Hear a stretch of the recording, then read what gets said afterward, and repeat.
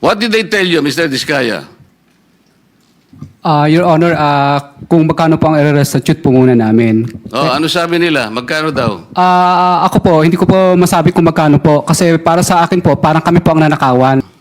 Sabi pa nga ng chairman natin, narinig ko kanina, oh, Mr. Diskaya, kayo lahat na makipag-usap na kayo, baka sakaling mag-qualify kayo sa Witness Protection Program. Tama naman yun. Ang problema, Prosecutor Padulyon, ini-insist mo kasi yung restitution kaya tayo nagkakaroon ng problema. Will you still insist on that? Sir, we never mentioned that restitution is a condition. Paulit-ulit po namin sinasabi yon, Mr. Chair, na hindi po siya kondisyon para ang isang tao ay matanggap o makonsidera bilang isang witness under the Witness Protection Tapos na Program. tayo dyan. Tapos na tayo dyan. Ang Kaya nga naging po, problema- sinasagot ko po kayo na hindi ko po namin sinasabi. Wala po kami sinasabi na restitution is a condition. So I'm not insisting on it, sir. Hindi mo sinasabi ngayon, but when you were talking about a memorandum, yun ang sinasabi mo, there, pwede naming ilagay yung restitution because it is a matter of good public policy. Ano namang klaseng, kaya nga nahihirapan sila eh. Yung Diskaya, to my mind, were the first to apply under the Witness Protection Program. Ang problema, ang sabi ng then Secretary of Justice, now Ombudsman, ay hindi naman basta-basta ganun. Kinakailangan isaulin ninyo yung ininakaw ni. Ang problema po doon, kung wala namang wala namang korte pa pong nagsasabi kung talagang sila ay nagnakaw o nakapagnakaw, sino pong magkukwenta nun? Tapos ano yung in-explain ninyo under a certain paragraph of the law, merong memorandum na kung saan magkukomply sila doon, doon yung pinipilit yung restitution. And I think some of the potential witnesses that can be processed under that program, nagsipagbigay na ng kung ano-ano eh. Is that true? Only those who have been admitted into the program actually returned or made the restitution, sir. Why did they do that? They did that because it was their own initiative or you required them to do that? It was an agreement between the Department of Justice through the Secretary of Justice, sir, and the witness applicant po. That is the problem. The agreement is based not on the provision of the WPP. Sabi kung sinasabi ng WPP, it cannot be a condition. Kahit nasa memorandum, huwag mo ipipilit. Hindi po pwede yun eh. Kaya sinabi ko sa iyo earlier, and I think I should tell it again to you, sabi nating mga abogado, the spring cannot rise higher than its source. The law itself is the source. Ang spring, yung memorandum mo. Pinipilit mong ilagay sa memorandum yung restitution eh. O kaya merong ako nababalitaan, parang meron ng gustong umatras. Magkano ibibigay? At kanino ibibigay? Sino mag-a-account nun? Sino nagsabi nun na kung mangongolekta kayo sa DOJ? Di ba abuse of discretion yun, Mr. Padulyon? No, it is not, sir. What is it? It is not abuse of discretion. What The is parties, if I may be allowed to answer, Yes, sir. what is it? Yes, sir. If the parties both agree to the terms and conditions contained in the memorandum of But you agreement, cannot there is no impose an abuse. agreement. If you cannot impose an agreement which is not required by the law, especially if you will put restitution there, how can you do that? Mr. Chairman, sir, yung restitution po, yung memorandum of agreement is a product of an agreement between both the Secretary of Justice, representing the DOJ and the WPP, and the witness applicant. Wala pong abuse doon kung pareho po sila nagkasundo.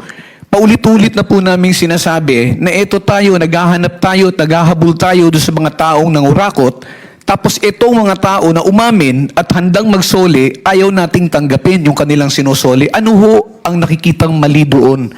Para po sa amin, para ho maibsan kahit papano yung sakit at pagdurusa ng ating mga kababayan na nakikita nila na napakalaking pera ang nawala, ano ho ba yung maibalik natin yung kaunti?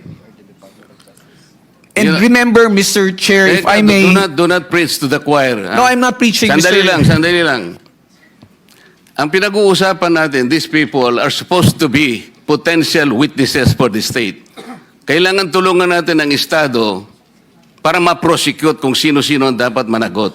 Kaya nga natin sila ilalagdag. Mahirap ang gagawin nila. Malalagay sa alangin ang buhay nila. Kaya nga yung witness protection is for them. Sa title na title lang, makikita mo, Witness Protection in Interest, para sa kanila yon. So yung Memorandum of Agreement, ayun ay dahilan lamang para masiguro mo na sila'y makikipag-cooperate.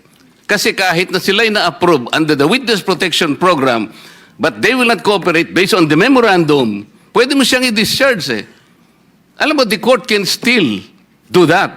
At saka yung final approval ng witness, state witness, nasa court yun eh. Huwag mong kukunin yun eh. Kaso, isinasama ninyo yung restitution. That is the problem. And I will object to that. Palaging mali yun eh. E paano yung kay Diskaya? Pinipilit ninyo na mag-restitute. Sabi niya, ewan ko kung pinag-usapan ninyo. What did they tell you, Mr. Diskaya? Your Honor, kung magkano po ang i-restitute po muna namin. Oh, ano sabi nila? Magkano daw? Ako po, hindi ko po masabi kung magkano po. Kasi para sa akin po, parang kami po ang nanakawan. Parang ibig sabihin, parang modern day na pagnanakaw. Ibig sabihin, yung nakaw ba? Siya pa ang magbibigay ng pera dun sa ninakawan niya. Parang ganun po. Sabi niya kanina, it's a disagreement between the applicant and the DOJ. Did you agree that you will restitute any money to the DOJ? Wala po pang maibibigay po. At saka... Yun na nga, because wala kang maibigay, hindi kanya ipoprocess under the Witness Protection Program. Is that not correct? Hindi ko po alam, Your Honor, kung... Mr. Chair, paano to? Ito si Mr. Diskaya, he was the first, tsaka yung asawa niya who applied under the WPP. The problem is, ang sabi ng dating DOJ Secretary, hindi, kinakailangan isoli muna yung mga pinagnanakaw. Hindi po pwedeng ganun-ganun lang. Paano ngayon siya mapuprocess if that was dangled? Paano siya mapuprocess to begin with? May I be allowed to respond now, Mr. Chair? PG, Padilla. Thank you, sir. Sir, Mr. Chair, una, sabihin ko lamang po na kasinungalingan po yung sinasabi ni Mr. Diskaya na agad-agad silang sinabihan na magsoli ka. Ang pinag-uusapan po dito, bago man lang makapagsabi ng ganon, kailangan munang makita kung ano ang gusto at kayang sabihin at patunayan ni Mr. Diskaya at ni Mrs. Diskaya doon sa kanilang salaysay. Prosec Pero General. hindi po sila nakikipag-ugnayan sa department. Kaya hindi po sila mabigyan ng kaukulang proteksyon at hindi po ma-process yung kanilang application. So yung sinasabi po ni Mr. Diskaya, from the hearing of November 14 in the Senate Blue Ribbon Committee, there was never a chance or an opportunity that Mr. Diskaya and or counsel even approach the department despite the proddings of the chairman. Mr. Ano ba yung title mo? Mr. Prosecutor, Mr. PG na lang. Mr. PG, nung ako yung chairman pa dito, sila yung unang nag-apply. So, dahil kailangan nila ng protection, it was incumbent upon the chairman na sumulat sa Senate President to endorse yung kanilang application. That was the provision of law kasi. But even before they can do that, actually kasi nung sinasabi ko yon nung hearing, di ko naman alam mapapalitan na pala kami. Alam mo na yon, di ba? Yung araw din na yon, nag-press con na si Secretary of Justice. Narinig ko eh. Sabi niya, hindi po pwedeng ganon. I cannot apply. Hindi pwedeng basta-basta ganon na lang. And then the new Senate President based his judgment of not entertaining that application on the articulation of the Department of Justice. So, ang tinatanong ko nga sa inyo, hindi siya sinungaling. Ang mismong kayo ang nagbigay na ng condition kasi. Kaya sinasabi ko, if you insisted on the condition of restitution, how can Diskaya or any other persons similar to his situation even begin to apply under the WPP? If I may respond, Mr. Chair. If I may refresh the memory of the good senator, during the last hearing of November 14, 2025, that matter that you raised about the statement made by the former Secretary of Justice was already put on the side when you asked that question. And we already informed the chairman that if they wish to file their application, if they wish to be processed, they go to the Department of Justice. Binanggit po yan, nasa transcripts po yan na sinasabi niya, o sige, wala mo nang pag-uusapang restitution. But did they ever come to the department to coordinate with us? No, they did not. And let me just put it on record, sir, na hindi po ito question na kung sino ang nauna na nagsalita. Hindi po ito question kung sino yung naunang nagbanggit ng napakaraming pangalan kung hindi rin naman nila kayang suportahan ng ebidensya at wala rin naman silang mabibigay na magpuprove o magpapatunay doon sa kanilang mga sinasabi. Yan po ang kailangan naming suriin. I am sorry, Mr. Chair, he did not refresh my memory. Pinupulyot mo yung memory ko eh. Hindi siya nagpunta rito na sabihin niya na, okay, pumunta ka sa DOJ, huwag na muna natin pag-usapan ng restitution. Walang ganon. Nagpunta nga siya rito dito si DOJ Secretary din eh. O sabi ko, Boying, okay na ba yun? Papupunta. O di wala nang ano ha? Wala nang restitution ha? Basta papuntahin mo silang mag-asawa doon. Hindi ba nagpunta ka, Mr. Diskaya? Yung kinabukasan nung magkita kayo rito? Mr. Diskaya, you may respond, but unfortunately, your time is up. Your Honor, nung ano po, Your Honor, hindi po kami... yes po, Your Honor. Yeah, Sige. proceed. Kasi tapos na yung time ni Go. Senator Marcoleta. Yes po, Your Honor. Opo. Hindi nga, Okay. ipaliwanag mo.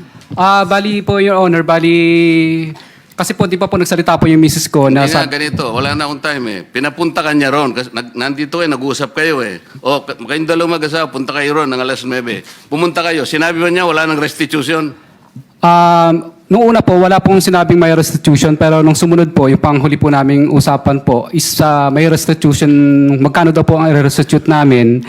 Tapos kakasuhan din po daw kami at hindi didiinan. Pero gusto ko po, Your Honor, na hindi na po muna magsalita ng dire-diretso kasi po yung huli po yung misis ko na nagsalita siya na hindi daw po kami kasama sa WPP. Yung natatandaan ko po yung huling hearing po dito ay nakulong po yung misis ko sa Davao. Samantalang meron naman pong nag-exist na project. Kaya natatakot po ako, Your Honor, na baka pag nagsalita na rin po ako, baka po sa susunod po ako naman po ang makulong. Kaya hindi na po ako magsasalita. Salamat po, Mr. Chair. Thank you. Mr. Chair, point of order before the next. Yes, review. Senator Risa. Salamat, Recognize. Mr. Chair. Pwede po bang malaman kung tulad ng iniutos ng chair nung nakaraang hearing, nag-submit na po sina Mr. and Ms. Diskaya nung buong listahan nila, ledger, ng mga proyekto nila kasama ang mga joint venture projects para sa mga taong 2016 hanggang 2022? Your Honor, nung nakalabas po ako, Your Honor, nung nakaraan po, ay hindi po kami pinapasok halos ng mga taga City Hall. Kasi po yung mga taga City Hall po, pinasarado po nila yung office namin. Kasi po, nirevoke po nila yung business permit po namin dahil sa kakulangan po ng occupancy permit. So, nakiusap po kami sa City Hall na sana po papasukin po yung mga taga Senate Sergeant at Arms at ayaw po nilang papasukin. At ngayon po, wala na po kaming empleyado. Lahat po sila ay iniwan na po kami o yung iba po ay separated na po kasi sarado na po yung kumpanya namin. Ganun din po yung mga nangungumpahan sa office po namin na building na pinuupahan ay wala na rin po sila doon. Kanya-kanya na po sila ng sara. Mr. Chair, diretso lang po yung tanong ko pero hindi diretso yung sagot. Parang kanina, lahat po tayo physically naghitla dun sa sinabi ni Mr. Diskaya na parang sila pa yung nanakawan. I would like to request the good chair to please reiterate yung utos ng komite kina Mr. Diskaya. I-submit yung ledger na sinabi ni Ms. Diskaya noon, meron sila ng mga proyekto pati joint venture projects mula 2016 hanggang 2022. Huwag po nilang sisisihin ang City Hall. Hindi po yan kasalanan ng City Hall dahil subject yan ng utos ng Blue Ribbon Committee. Mr. Chair. Sabi rin po ng ating secretary sa komite, nag-follow up po sila kina Mr. Diskaya last week. Pero hanggang ngayon po, 3:44 na po ng hapon. Almost 3 hours mula nung nagsimula tayo, hindi pa rin sila sumusunod sa utos ng Blue Ribbon, Mr. Chair. Your Honor, makikiusap po sana ako na baka para mas kumpleto po yung project list po na makuha ninyo, baka po pwedeng isubpoena na lang po ang DPWS kasi may copy naman po sila kasi wala na po kami talagang mga empleyado na mag-aasikaso. Ako po nakakulong sa Senate po, yung misis ko naman nakakulong sa Davao. So wala po kami mautusan, Your Honor. Mr. Chair, I will submit to the wisdom of the chair kung ano po yung pinakamabisang paraan. Ang hinahanap ko lang pong outcome ay mabigay ng mga ni na Mr. at Ms. Diskaya yung ledger nila na sinabi ni Ms. Diskaya, mayroon sila nung mga joint venture and other projects nila mula 2016 hanggang 2022. Ewan ko ba, Mr. Chair, binabato pa nila sa DPWH yung responsibilidad sumunod sa utos ng Blue Ribbon, Mr. Chair. Thank you, Senator Risa. We'll try to resolve that issue. Thank you, Mr. Chair. Senator JB Ejercito is recognized.